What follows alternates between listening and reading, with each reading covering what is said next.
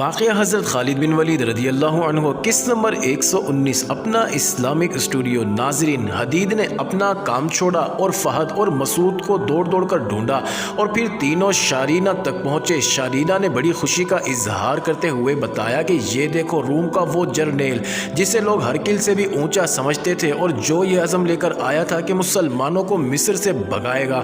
ان تینوں جاسوس مجاہدین کے لیے یہ کوئی نئی خبر نہیں تھی کہ اطربون مارا گیا ہے، یہ تو وہ پہلے ہی سن چکے تھے، اور رومی فوج کی پسپائی کی وجہ بھی یہی تھی کہ ان کے جرنیل کا پرچم گر پڑا اور جرنیل بھی گر کر مر گیا تھا۔ کیا ہمیں یہ لاش دکھانے کو بلایا ہے؟ حدید نے شارینہ سے پوچھا۔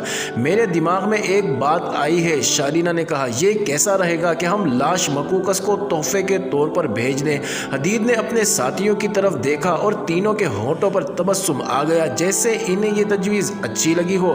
سوال یہ تھا کہ لاش مقوقس کے پاس کس طرح بھیجی جائے۔ تینوں نے اس مسئلے پر تبادلہ خیال کیا اور ایک ترکیب سامنے آ گئی۔ اس شکست میں بے شمار رومی فوجی کٹ مرے تھے، بہت سے بھاگ نکلے تھے اور 3000 رومی فوجیوں نے قلعے کے اندر ہتھیار ڈال دیے اور جنگی قیدی بن گئے تھے۔ حدید وغیرہ جب ان کی لاش پر کھڑے تھے، اس وقت ہتھیار ڈالنے کا سلسلہ جاری تھا۔ کچھ رومی جو قلعے میں رہ گئے تھے بھاگ نکلنے کی کوشش میں ادھر ادھر چھپتے پھر رہے تھے۔ حدید، فہد اور مسعود ایسے دو رومیوں کو پکڑ لانے کے لیے ادھر ادھر بکھر گئے۔ انہیں کسی سپاہی کی نہیں بلکہ کسی عہدے دار کی تلاش تھی، یعنی جو شخص ذمہ دار ہو، انہیں زیادہ تگ و دو نہ کرنی پڑے۔ وہ جس طرح کے دو فوجی چاہتے تھے ویسے ہی مل گئے۔ ایک اچھے رتبے والا عہدے دار تھا جو زخمی تھا، لیکن ایسا زخمی نہیں کہ چلنے پھرنے یا گھڑ سواری سے معذور ہو۔ زخم معمولی تھا۔ دوسرا فوجی کم رتبے والا تھا اور جسمانی لحاظ سے بالکل ٹھیک ٹھاک تھا۔ مجاہدین اسے پکڑ کر لا رہے تھے، وہ بھاگنے کی کوشش میں کہیں چھپا ہوا تھا۔ حدید اور اس کے ساتھیوں نے اس مجاہدین سے یہی رومی لے لیا اور کہا کہ وہ اسے قلعے میں لے جائیں گے، اور چونکہ وہ تینوں جاسوس ہیں اس لیے اس سے کچھ باتیں معلوم کریں گے۔ تم دونوں ہماری بات غور سے سنو۔ مسعود بن سہیل مکی نے ان رومیوں سے کہا، یہ دیکھو، تمہارے سپہ سالار اطربون کی لاش ہے۔ ہم تمہیں 3 گھوڑے دیں گے، 2 تمہارے لیے اور ایک پر یہ لاش ڈال کر لے جانے کے لیے۔ ہم تمہیں قید سے آزاد کرتے ہیں، تمہیں یہ کام کرنا ہے کہ یہ لاش مصر کے فرمانروا کو دینی ہے۔ میں تمہارے زخموں کی مرہم پٹی کروا کے بھیجوں گا۔ مقوقس کو ہمارا یہ پیغام دینا کہ جنہیں تم عرب کے بدو کہا کرتے ہو، انہوں نے یہ لاش تحفے کے طور پر بھیجی ہے اور کہا ہے کہ اسے دیکھو اور عبرت حاصل کرو۔ مقوقس کو یہ بھی کہنا کہ اپنے فوجی افسروں کو بتائے کہ اس نے اطربون کو روکا تھا کہ مسلمانوں کے مقابلے میں نہ جائے، لیکن اطربون نے اس کی نہ سنی اور بڑے جوش و خروش سے بلبیس چلا گیا تھا۔ ہمارے مقابلے میں جو آئے گا وہ اسی انجام کو پہنچے گا۔ مقوقس کو یہ بھی کہنا کہ ہرکل کو ضرور بتائے کہ اطربون کی لاش مسلمانوں نے تحفے اور عبرت کے طور پر بھیجی ہے۔ یہ بھی سن لو، حدید نے کہا، ہم صرف اس کام کے لیے تمہیں قید سے آزاد کر رہے ہیں۔ اگر تمہیں قید میں رکھیں گے تو تم غلام بنا لیے جاؤ گے اور تمہاری باقی عمر دن رات محنت اور مشقت کرتے گزرے گی اور ذلت میں پڑے رہو گے۔ یہ لاش سیدھی مقوقس تک لے جاؤ اور اسے ہمارے پیغام کا ایک ایک لفظ پہنچاؤ۔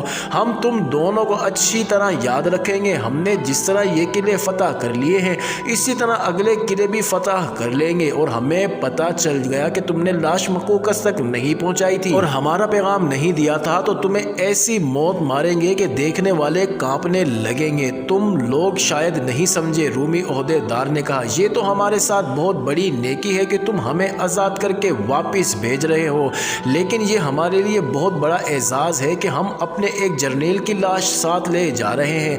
ہم تمہارا پیغام فرمانروا مقوقس تک لفظ بہ لفظ پہنچائیں گے اور اس لاش اس کے حوالے کر کے اس سے داد و تحسین حاصل کریں گے، ہو سکتا ہے وہ کوئی انعام بھی دے دے۔ ان تینوں مجاہدین نے رومی عہدے دار کی مرہم پٹی کروا دی اور دونوں رومیوں کو ایک ایک گھوڑا دیا۔ تیسرا گھوڑا لاش کے لیے دیا جس پر دونوں نے اطربون کی لاش ڈالی تھی۔ لاش کا سر ایک طرف اور ٹانگیں دوسری طرف تھی۔ وہاں گھوڑوں کی کوئی کمی نہیں تھی۔ جو مرے ہوئے رومیوں کے گھوڑے ادھر ادھر کھڑے تھے اور جو گھوڑے زخمی تھے ابھی تک بھاگ دوڑ رہے تھے۔ دونوں رومی گھوڑوں پر سوار ہوئے اور روانہ ہو گئے۔ تینوں جاسوس مجاہدین کچھ دور تک ان کے ساتھ گئے تاکہ کوئی انہیں پکڑ نہ لے۔ ایک روایت یہ ہے کہ اطربون کی لاش سپہ سالار عمرو بن عاص کی اجازت لے کر بھیجی گئی تھی۔ ایک عربی مورخ نے یہ بھی لکھا ہے کہ لاش 1 یا 2 نائب سالاروں کی تجویز کے مطابق بھیجی گئی تھی اور سپہ سالار کو بتایا ہی نہیں گیا تھا۔ زیادہ زیادہ صحیح معلوم ہوتا ہے کہ لاش ان 3 جاسوسوں نے بھجوا دی تھی اور سپہ سالار کو بتایا ہی نہیں گیا تھا۔ اس روایت کے صحیح ہونے کی دلیل یہ ہے کہ عمرو بن عاص ایک عظیم سپہ سالار تھے۔ ان کی عظمت کو دیکھتے ہوئے تسلیم نہیں کیا جا سکتا کہ ایسے عظیم انسان نے اس طرح کی حرکت کی ہوگی۔ ایسی حرکت کوئی گناہ تو نہیں تھی، لیکن اتنی بڑی شخصیت کے لیے یہ بڑی چھوٹی سی حرکت تھی۔ بہرحال اس میں کوئی شک و شبہ نہیں کہ اطربون کی لاش مقوقس کو بابلیون بھیجی گئی تھی۔ مقوقس کی جذباتی حالت کا اندازہ اس کے سوا کون کر سکتا تھا، جسے ایک اطلاع تو یہ ملی کہ مسلمانوں نے بلبیس کا قلعہ بھی سر کر لیا ہے اور رومی فوج بڑی بری حالت میں ہزاروں سپاہی مروا کر اور قید میں دے کر پسپا ہو گئی ہے۔ دوسری یہ کہ اطربون جسے وہ اپنا دایاں بازو سمجھتا تھا مارا گیا ہے۔ مقوقس کی حکمران شخصیت پر سب سے بڑی ضرب تو اس پیغام نے لگائی جو مسلمانوں نے اسے بھیجا تھا۔ اس پیغام میں بڑی ہی توہین امیز طنز تھی جسے مقوقس نے ایک چیلنج سمجھ لیا، لیکن فوری طور پر وہ کچھ بھی نہ سوچ سکا کہ اسے کیا کرنا چاہیے۔ کچھ ہی دیر گزری تھی کہ ہرکل کا قاصد بزنطیہ سے آ پہنچا اور اس نے مقوقس کو ہرکل کا تحریری پیغام دیا۔ ایک تو یہ پیغام ہی ایسا تھا کہ مقوقس برہم ہو گیا، دوسری یہ کہ اس کی ذہنی کیفیت ایسی تھی جس میں ایسی کوئی بھی بات جلتی پر تیل کا کام کر سکتی تھی۔ یہ کام ہرکل کے پیغام نے کر دیا اور مقوقس ہرکل کے خلاف مشتعل ہو گیا۔ اطربون کی موت مقوقس کے لیے کوئی معمولی صدمہ نہیں تھا۔ اسے معلوم تھا کہ اطربون کی موت نے رومی فوج کے حوصلے اور زیادہ پست اور مسلمانوں کے لشکر کے حوصلے اور زیادہ مستحکم اور تر و تازہ کر دیے ہوں گے۔ تاریخ میں یہ تو واضح نہیں کہ اس وقت قیرس کہاں تھا۔ یہ پتہ ملتا ہے کہ مقوقس نے اسے اطلاع بھجوائی اور وہ فوراً پہنچ گیا۔ مقوقس نے اسے ہرکل کا پیغام پڑھنے کو دیا۔ قیرس جو پیغام پڑھتا جا رہا تھا اس کی جذباتی کیفیت ویسی ہی ہوتی جا رہی تھی جیسی مقوقس کی ہو چکی تھی۔ پیغام میں ہرکل نے قیرس کی وفاداری پر شک کا اظہار کیا تھا۔ اس سے تو میں قیرس جل اٹھا۔ بعض غیر مسلم تاریخ نویسوں نے لکھا ہے کہ مصر میں مسلمانوں کی فتح کی ایک وجہ یہ بھی تھی کہ ہرکل اور قیرس میں اختلافات پیدا ہو گئے اور قیرس نے درپردہ مسلمانوں کی مدد کی تھی۔ یہ بالکل بے بنیاد بات ہے۔ ہرکل کا پیغام پڑھ کر مقوقس اور قیرس کے درمیان جو گفتگو ہوئی وہ ان تاریخ نویسوں کی تحریر کی تردید کرتی ہے۔ یہ صحیح ہے کہ ہرکل اور قیرس میں اختلاف پیدا ہو گیا تھا، لیکن ایسا نہیں ہوا کہ قیرس نے ہرکل کو مسلمانوں سے شکست دلوانے کے لیے درپردہ ہتھ کنڈے شروع کر دیے ہوں، لیکن اس نے مسلمانوں کو شکست دینے کے لیے اپنا ایک الگ محاذ کھولنے کی کوشش شروع کر دی تھی۔ ہمارا بادشاہ ہرکل بزنطیہ میں بیٹھا باتیں بنا رہا ہے۔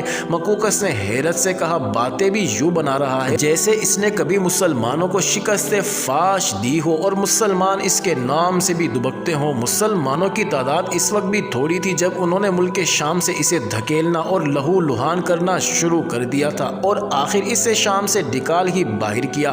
آج مجھے سبق دے رہا ہے کہ ہمت نہ ہارو، میں جانتا ہوں حقیقت کیا ہے۔ قیرس نے کہا، ہرکل صرف اس وجہ سے مصر میں نہیں آتا کہ وہ مسلمانوں سے ڈرتا ہے۔ اس نے ملک شام نے ہر محاذ پر مسلمانوں سے شکست کھائی ہے۔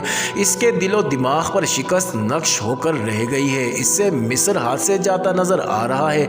وہ چاہتا ہے کہ شکست کی سیاہی کسی اور کے منہ پر ملی جائے۔ اگر آج مسلمان پسپائی اختیار کر لیں تو ہرکل دوڑتا ہوا یہاں آ پہنچے گا اور فتح کا صحرا اپنے سر باندھ لے گا۔ اس نے عیسائیت کا چہرہ مسخ کیا اور مجھے اختیارات دے دیے کہ میں اس کی عیسائیت کو لوگوں میں رائج کروں اور جو نہیں مانتا اسے قتل کرا دوں اور اس کا خاندان ہی اجاڑ کر رکھ دوں۔ میں نے یہ حکم مانا اور اپنی رعایا کا خون خرابہ کیا۔ میں نے بارہا اس سے کہا تھا کہ اپنی رعایا کو اپنا دشمن نہ بناؤ، لیکن ہرکل بادشاہ ہے، وہ اپنا حق سمجھتا ہے کہ جسے چاہے اسے زندگی دے اور جسے چاہے موت دے دے۔ معزز ناظرین، جاری ہے اگلی ویڈیو قسط نمبر 120 میں دیکھنا مت بھولیے گا۔